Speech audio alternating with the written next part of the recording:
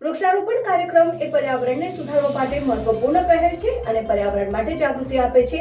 વૃક્ષારોપણથી હવા શુદ્ધ થાય છે, જમીનની ગુણવત્તામાં સુધારો થાય છે અને જીવસૃષ્ટિને પર્યાપ્ત માત્રામાં ઓક્સિજન મળી રહે છે. આ થીમ સાથે DCM શ્રીરામ કંપની દ્વારા મહત્વપૂર્ણ વૃક્ષારોપણનો કાર્યક્રમ કરવામાં આવ્યો. જોતા રહો Bharat times news. DCM Shriram કંપનીએ 3 ગ્રીન બેલ્ટ વિકસાવ્યા છે. એમાં છેલ્લા 3 વર્ષથી 45,000 ઉપરાંત વૃક્ષોનું વાવેતર કર્યું છે. પર્યાવરણની જાળવણીમાં મહત્વ યોગદાન આપ્યું છે અને આજે 500 ઉપરાંત વૃક્ષોનું રોપણ કર્યું છે.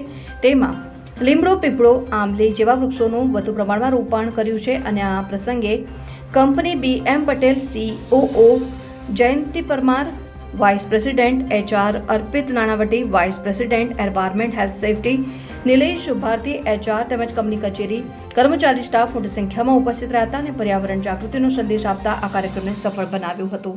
હું Jayanti Parmar, vice president human resource, DCM Shriram Jhagadia ખાતે 500થી વધારે વૃક્ષોનું રોપણ હાથ ધરવામાં આવ્યું હતું.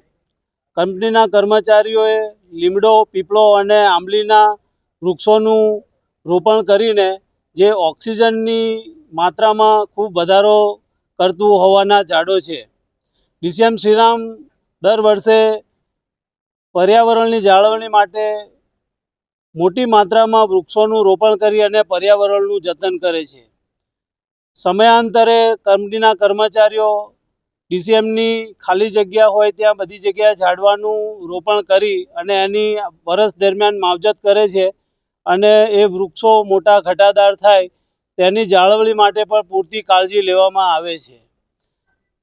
કંપનીના કર્મચારીઓ અન્ય જગ્યાએ પણ વૃક્ષારોપણ પ્રવૃત્તિઓને પ્રોત્સાહન આપી અને મોટી માત્રામાં લીમડો, પીપળો અને આંબલી જેવા વૃક્ષોનું નિરંતર વાવેતર કરે છે અને એની જાળવણી માટે સઘન પ્રયત્નો મૂકી અને પર્યાવરણના વિકાસ માટે સિંહ ફાળો આપે છે.